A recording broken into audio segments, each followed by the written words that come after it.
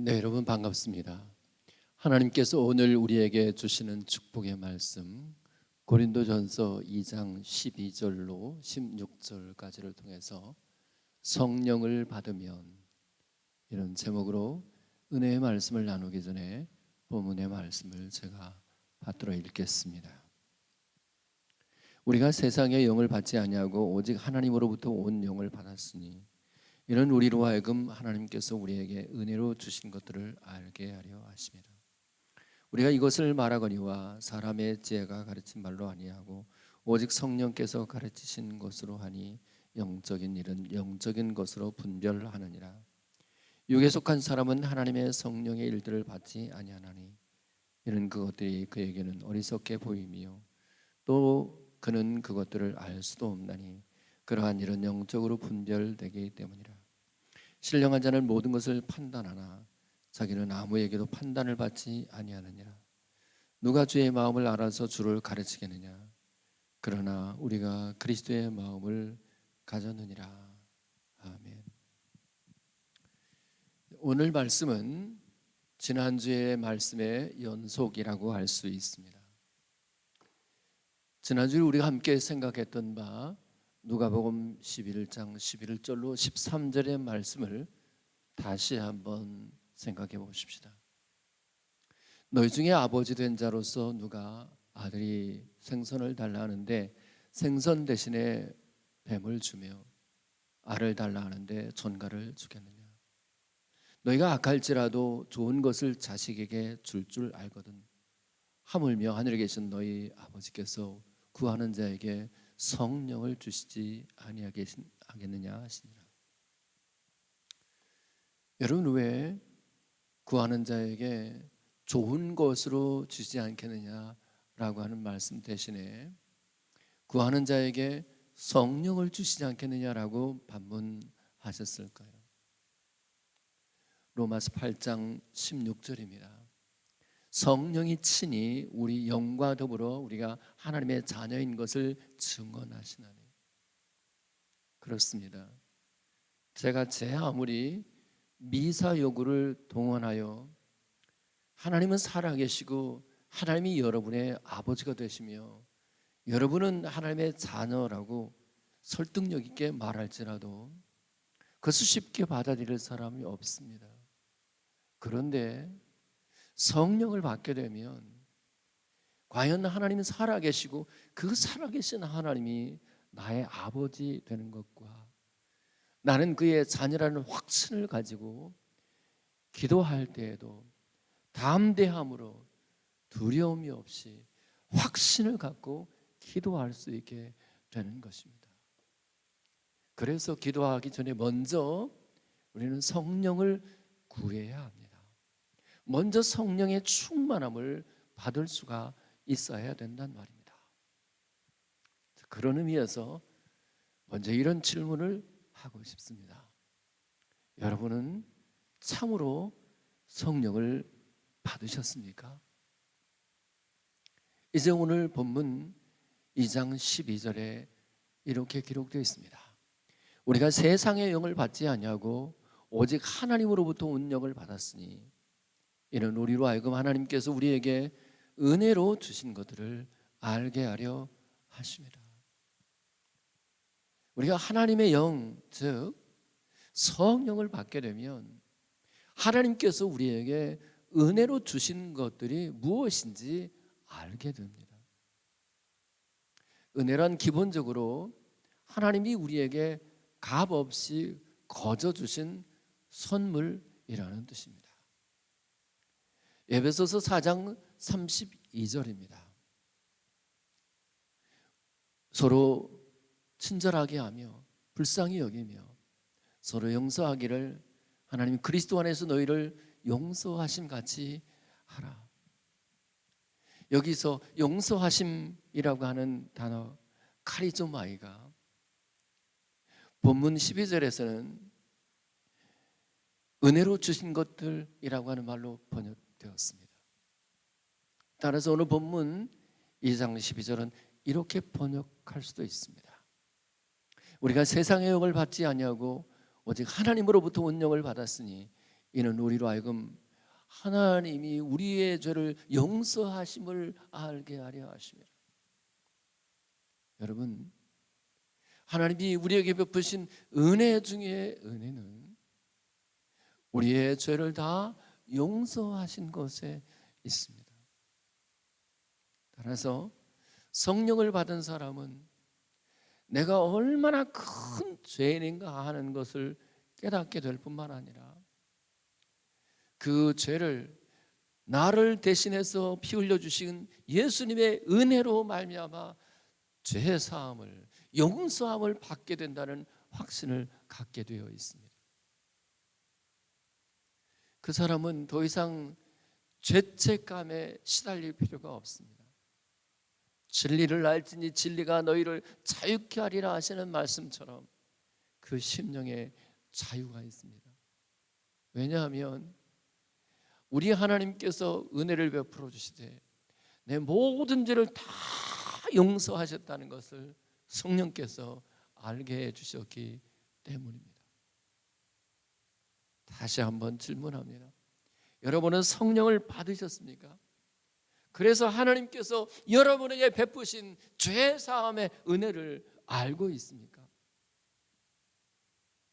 이제는 누가복음 7장 41절로 42절입니다.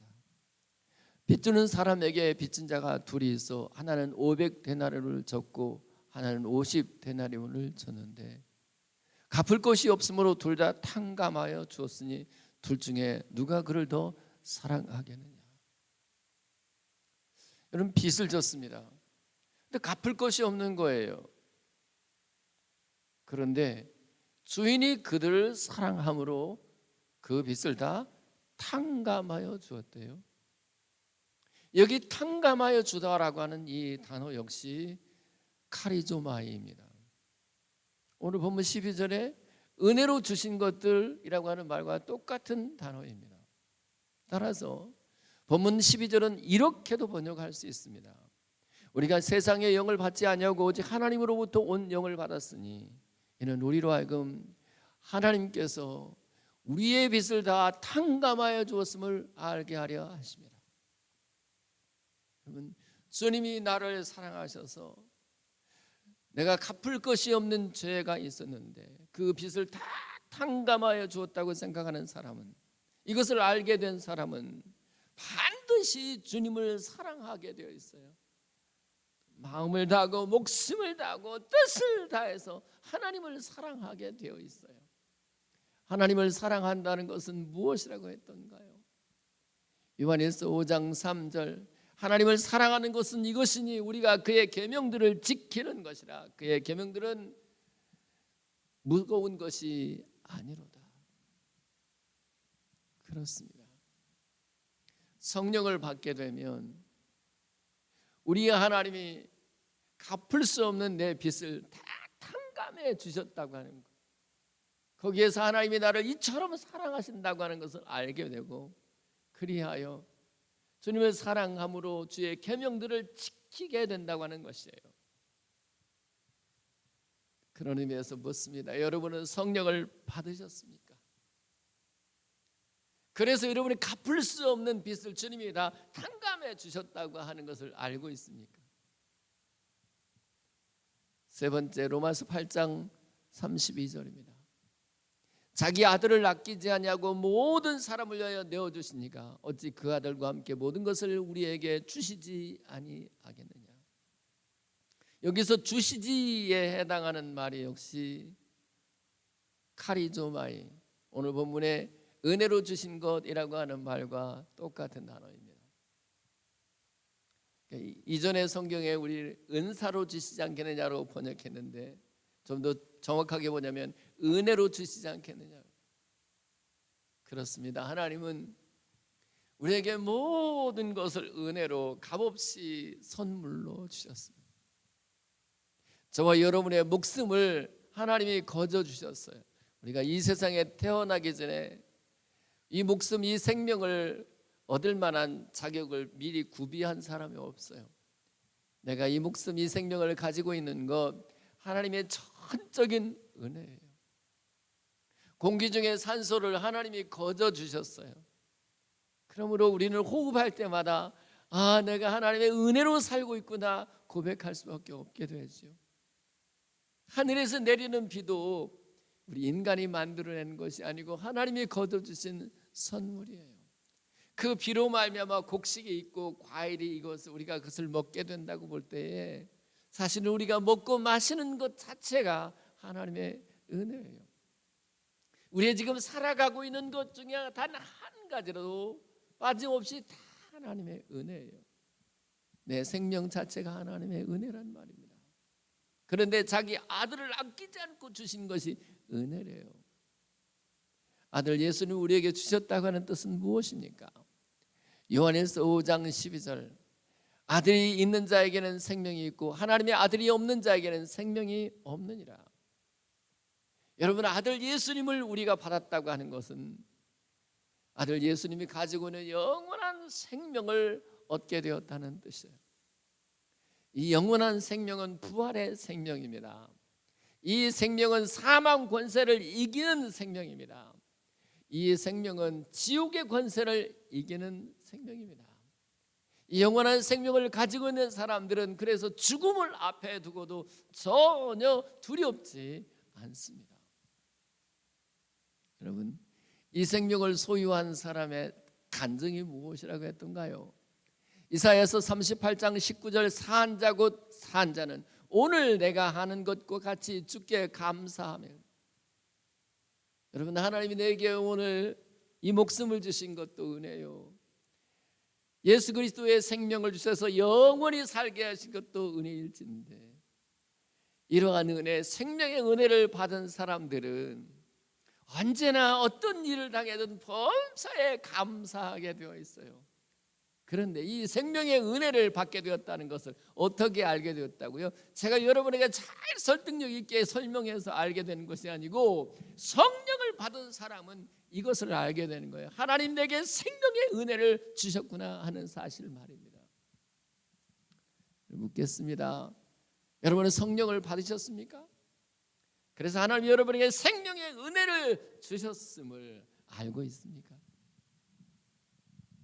이제 빌립보서 1장 29절에는 이렇게 기록되어 있습니다. 그리스도를 위하여 너에게 은혜를 주신 것은 다만 그를 믿을 뿐 아니라 그를 위하여 고난도 받게 하려 하십니다.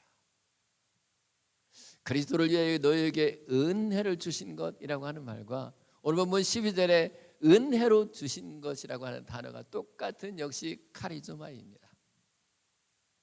여러분, 우리가요 믿음을 가지고 있는 것도 하나님의 은혜예요. 내가 임의로 예수님을 믿어야 되겠다, 하나님 믿어야 되겠다 그래서 믿어지는 것이 아니고요, 하나님이 은혜 주셔서 믿는 거예요. 생각해 보세요. 2000년 전에 그 예수님을 단 한 번도 본 적이 없는데 어떻게 믿어지냐고요. 그게 하나님의 은혜예요.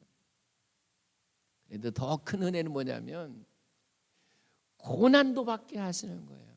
다시 말하면 고난받는 것도 하나님이 내게 주신 은혜라고 해석할 수 있다면 그 사람은 진정으로 성령 받은 사람이라고 할 수가 있어요. 시편 119편 71절 고난당하는 것이 내게 유익이라 이로 인하여 내가 주의 율례를 배우게 되었나이다. 고난이 내게 유익이라, 그것을 통해서 하나님의 말씀을 배우게 되는 거예요. 고난까지도 내게 주시는 하나님의 은혜라고 여기는 마음 누가 알게 했다고요? 성령이. 그래서 성령을 받은 사람들은 환난과 고난 중에서도 기뻐할 수 있어요. 그것이 은혜이기 때문에. 데살로니가서 1장 6절입니다. 또 너희는 많은 환난 가운데서 성령의 기쁨으로 말씀을 받아 우리와 주를 본받은 자 되었으니. 환난 가운데서도 기뻐해요. 왜? 그 환난이 내게 주신 하나님의 은혜이기 때문에. 그래서 그것을 성령의 기쁨이라고 했어요. 여러분 성령 받으셨어요?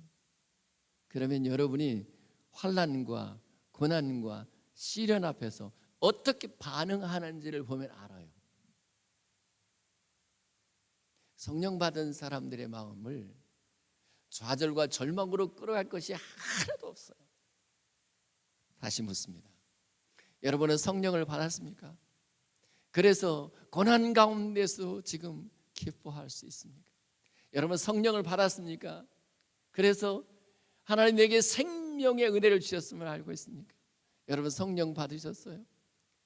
그래서 주님께서 내 모든 빚을 다 탕감해 주셨으므로 내가 주님을 더욱 사랑하게 되었고, 여러분이 하나님의 은혜를 받아서 모든 죄를 다 용서받았다는 것을 알고 있습니까? 그렇다면 여러분은 성령 받은 사람인 것이 확실해요. 이제 에베소서 2장 8절로부터 10절에는 이렇게 기록되어 있습니다. 너희가 그 은혜를 인하여 믿음으로 말미암아 구원을 얻었나니 이것이 너희에게서 난 것이 아니요 하나님의 선물이라. 행위로 된 것이 아니니 이는 누구든지 자랑치 못하게 함이라. 우리는 그가 만드신 바라 그리스도 예수 안에서 선한 일을 위하여 지음을 받은 자니 이는 하나님이 전에 예비하사 우리로 그 가운데서 행하게 하려 함이니라. 여러분 성령을 받게 되잖아요. 그러면 하나님의 은혜가 무엇인지 알아요. 내가 나 된 것이 다 하나님의 은혜라고 하는 것을 알아요.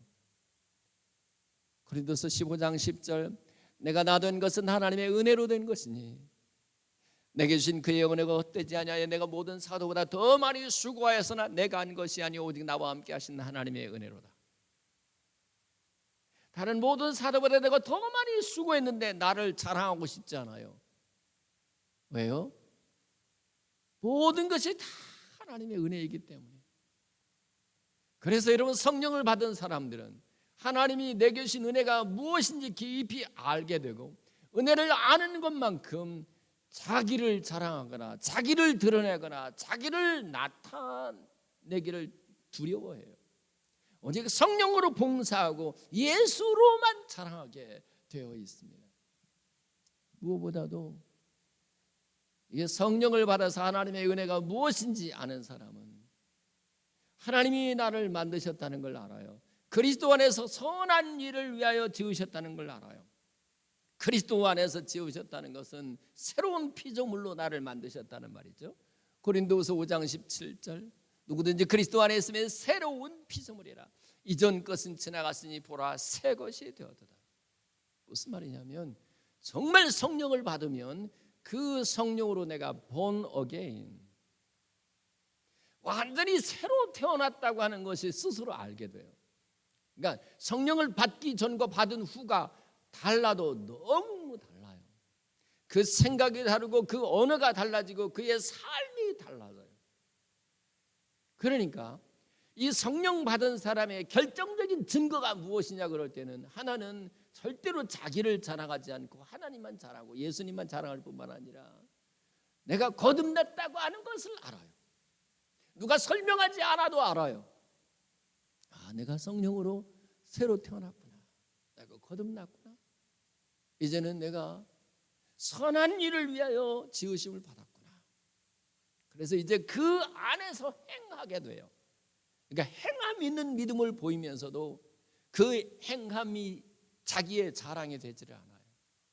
하나님이 나를 그리스도 안에서 선한 일을 위하여 지으셨다고 하는 목적 자체가 분명하기 때문에 그래요. 그런 의미에서 여러분은 성령을 받으셨습니까? 하나님이 우리에게 성령을 주신 이유가 뭐라고요? 우리로 하여금 하나님이 우리에게 은혜로 주신 것들이 무엇인지 알게 하기 위해서요. 한마디로 성령을 받은 사람은 머리도 발끝까지 모두가 하나님의 은혜인 줄 아는 거예요. 은혜가 넘치니 감사가 넘치고, 은혜가 넘치니 기쁨이 넘치는 삶을 살 수밖에 없어요.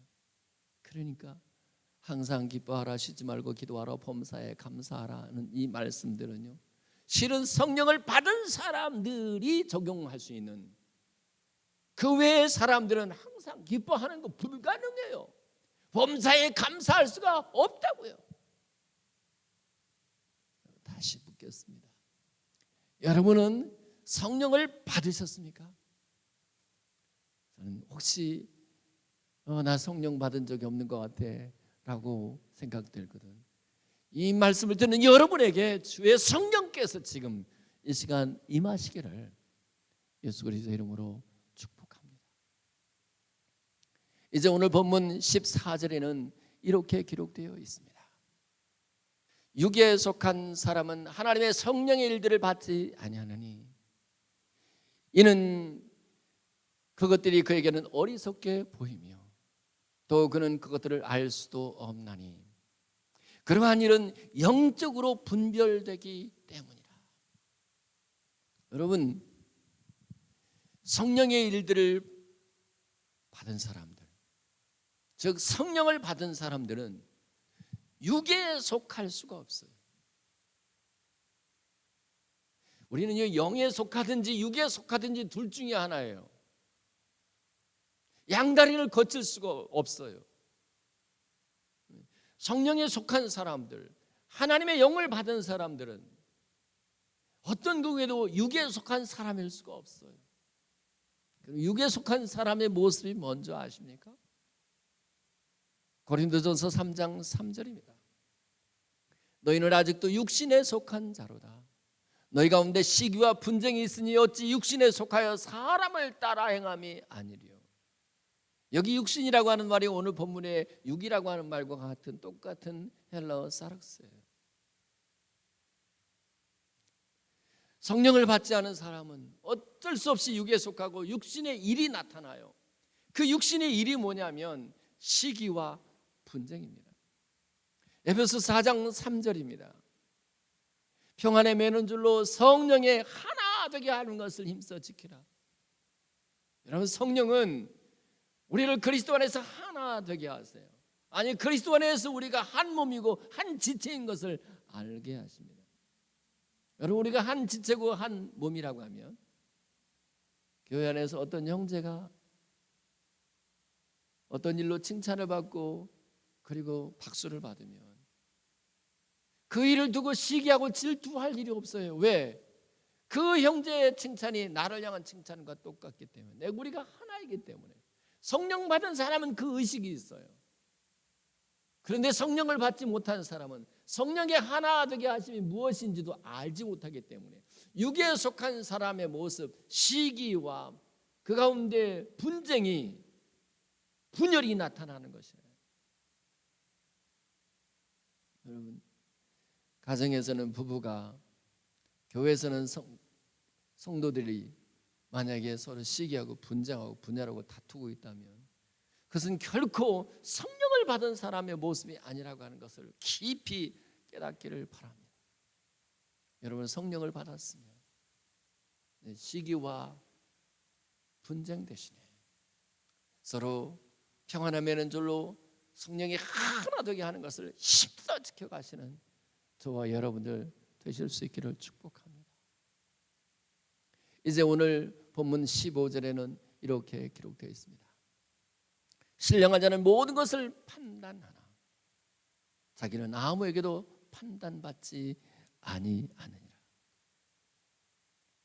여러분, 이 말씀을요 잘못 해석하면 나는 신령한 사람, 즉 영에 속한 사람, 여기서 신령한 자라고 하는 말은 푸뉴마티코스, 성령에 속한 사람이란 말이에요. 나는 성령을 받은 사람이야. 그러므로 나는 다른 사람을, 다른 것을 다 판단할 권리가 있어. 그리고 다른 사람은 나를 판단할 수가 없어. 이게 독선적이거든요. 자기 혼자 선해요. 자기 혼자 의롭다고 생각해요. 이런 사람들은 회의할 때도 꼭 자기가 제일 옳다고 주장하고 막 의견이 강해요. 세요. 그런 사람은 언제나 다툼을 일으킬 가능성이 많습니다. 여러분, 오늘 본문의 말씀을 내가 신령한 사람, 영에 속한 사람이기 때문에 나는 모든 것을 판단할 수 있어, 그리고 그 판단에서 다른 사람을 정죄할 수 있어 라고 생각한다면 이 본문의 말씀을 크게 오해하는 거예요. 예수님이 마태복음 7장 1절에서 5절에 이렇게 말씀하셨습니다. 비판을 받지 아니하려거든 비판하지 말라. 너희가 비판하는 그 비판으로 너희가 비판을 받을 것이요, 너희가 헤아리는 그 헤아림으로 너희가 헤아림을 받을 것이니라. 어째요? 형제의 눈 속에는 티는 보고 내 눈 속에는 들보는 깨닫지 못하느냐. 보라, 내 눈 속에 들보가 있는데 어째 형제에게 말하기를 나로 내 눈 속에는 티를 빼게 하라 하겠느냐. 외식하는 자여, 먼저 내 눈 속에서 들보를 빼어라. 그 후에 밝히 보고 형제의 눈 속에 티를 빼리라. 여러분, 우리 자신을 먼저 알아야 돼요. 우리 안에 남에게는 그 티보다 훨씬 더 큰 들보가 있을 가능성이 많아요. 중요한 건 먼저 아세요. 우리가 다른 사람을 비판하면 그 비판으로 우리가 반드시 주님 앞에서 비판을 받게 된다는 사실이에요. 로마서 2장 1절에는 이렇게 기록되어 있습니다. 그러므로 남을 판단하는 사람아, 누구를 막론하고 네가 핑계하지 못할 것은 남을 판단하는 것으로 네가 너를 정죄함이니 판단하는 네가 같은 일을 행하니라. 여러분, 우리가 남을 판단하잖아요. 그럼 그 자체로 내가 나를 정죄하는 것이라는 거예요. 그러므로 오늘 본문의 말씀, 신령한 자는 모든 것을 판단한다고 할 때 그 판단이 나는 판단할 권리가 있고 나는 의로워서 다른 사람 판단하고 정죄할 수 있고 비난할 수 있고 비판할 수 있다라고 하는 근거가 된다고 생각하면 큰 오산이라고요. 그렇다고 하면 오늘 본문에 신령한 자는 모든 것을 판단한다고 할 때 그 판단한다고 하는 것의 의미가 무엇일까요? 사도행전 17장 11절에 이렇게 기록되어 있습니다. 베레아에 있는 사람들은 데살로니가에 있는 사람보다 더 너그러워서 간절한 마음으로 말씀을 받고 이것이 그러한가 하여 날마다 성경을 상고함으로. 여기서 성경을 상고하다고 할 때 이 상고라는 말이요, 이 자세히 상자에다가 생각할 고자예요. 자세히 생각한다라고 하는 말이 상고인데, 이 상고라고 하는 말과 본문에 판단이라고 하는, 판단하다라고 하는 말이 똑같은 헬라어 아나크리노예요. 그러니까 신령한 사람은 모든 것을 판단한다고 할 때 그 얘기는 뭐냐면, 신령한 사람, 영에 속한 사람일수록 어떤 일이든지 가볍게 지나가듯이 생각하지 않고 깊이 생각하는 거예요. 그렇게 깊이 생각하는 것이 까닭이 무엇일까요? 오늘 본문 14절 후반절에 이렇게 기록되어 있죠. 그러한 일은 영적으로 분별되기 때문이라. 이때 이 분별되기라고 하는 단어하고 본문에 판단하다라고 하는 단어가 똑같은 역시 아나크리노예요. 그러니까 이 판단하다라고 하는 말이 상고라고 하는 말로도 번역되고 분별하다라고 하는 말로 번역됐다는 사실. 무슨 말이죠? 신령한 사람, 영에 속한 사람은 모든 것을 깊이 생각해요. 그리고 그것을 분별해요. 분별의 목적이 무엇일까요? 로마서 12장 2절입니다. 너희는 이 세대를 본받지 말고 마음을 새롭게 함으로 변화를 받아 하나님의 선하시고 기뻐하시고 온전하신 뜻이 무엇인지 분별하도록 하라. 그러니까 깊이 생각해서 이것이 과연 육에 속한 일인지 영에 속한 일인지, 이것이 하나님을 기쁘시게 하는 일인지 아닌지, 이게 하나님의 선하신 뜻이고 온전하고 기뻐하신 뜻인지 아닌지를 분별하는 것, 그것이 바로 판단한다는 거예요. 어떤 사람이 좀 이상한 행동을 해요. 그럼 그 행동을 그대로 수용하지 않고 저런 모습들이 과연 영에 속한 모습일까? 하나님이 기뻐하시는 모습일까? 혹시 저런 모습들이 내게는 없는지, 이렇게 자기 자신을 돌아보면서 그 상대를 비판하는 대신에 저 사람의 나쁜 모습을 통해서 자기 자신을 돌아보는 마음, 그것이 바로 오늘 본문의 판단하다라고 하는 뜻이에요. 다시 강조하지만 이 본문의 말씀을 왜곡하고 오해해서 나는 영에 속한 사람이니까 모든 것을 판단하고 정죄할 자격이 있어, 이거 굉장히 교만한 거예요. 여러분이 영에 속한 사람일수록 어떤 일을 잘 판단하고 그리고 깊이 생각해서 그것이 정말 하나님의 뜻에 옳은 것인지 분별하시는 은혜가 있기를, 아니 그것이야말로 진정으로 영에 속한 사람, 즉 성령 받은 사람의 모습인 거예요. 반대로 자기는 아무에게도 판단을 받지 않는데, 그 말은 무슨 말일까요? 사람들이 나에게 무엇이라고 판단하는지, 사람들이 나에게 대해서 어떻게 평가하는지를 마음에 두지 않는 거예요. 정말 중요한 것은 내가 하나님의 심판탑 앞에 서서 어떤 판단을 받을 것인가 하는 것이 더 중요하다고 느끼면 그 사람은 성령 받은 사람이에요.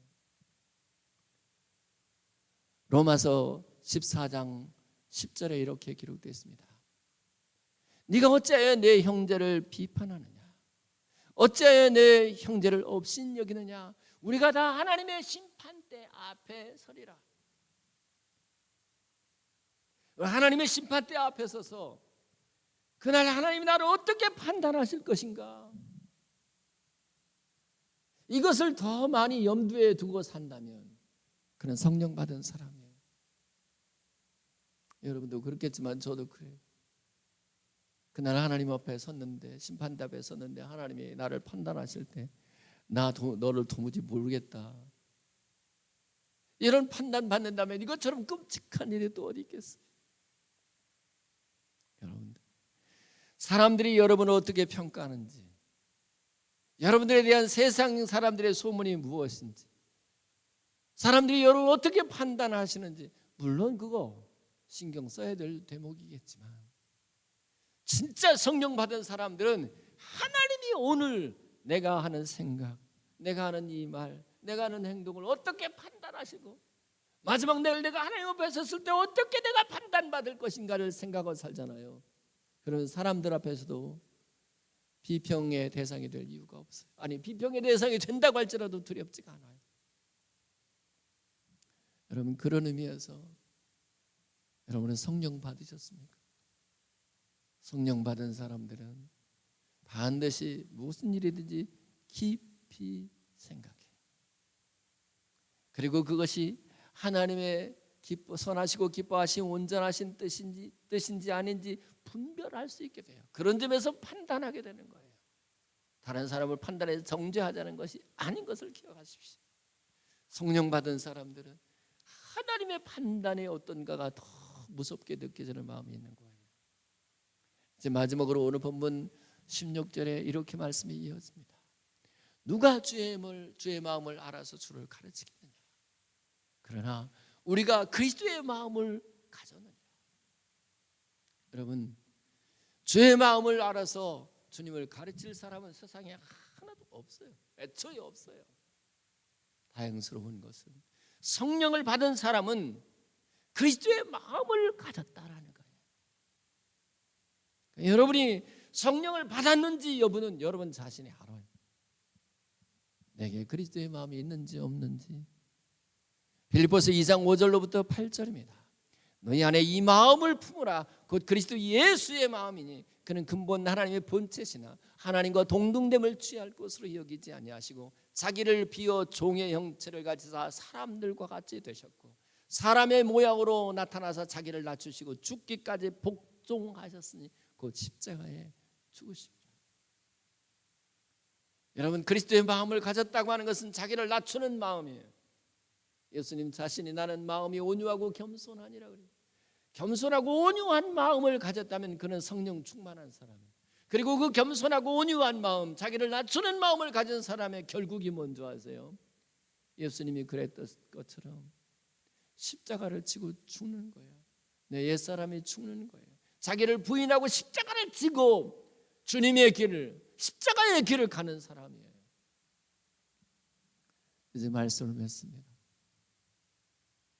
이 악한 시대에 신령한 사람, 영에 속한 사람, 성령 받은 사람 어디 없을까요? 확실히 성령 받은 사람은 하나님이 내게 은혜로 주신 것들이 무엇인지 알아요. 나의 나된 것이 다 하나님의 은혜로 된 것인 줄 알아요. 그리고 성령 받은 사람은 결코 육에 속한 삶을 살지 않아요. 시기와 분쟁의 삶을 살지 않아요. 성령을 받은 사람은 남을 판단해서 정죄하기보다 깊이 생각해서 이것이 하나님의 뜻인지 아닌지 분별할 수 있게 돼요. 성령을 받은 사람은 그리스도의 마음을 가지게 돼요. 이 악한 시대에 참으로 성령 받은 저와 여러분들 되실 수 있기를 예수 그리스도의 이름으로 축복합니다. 기도합시다.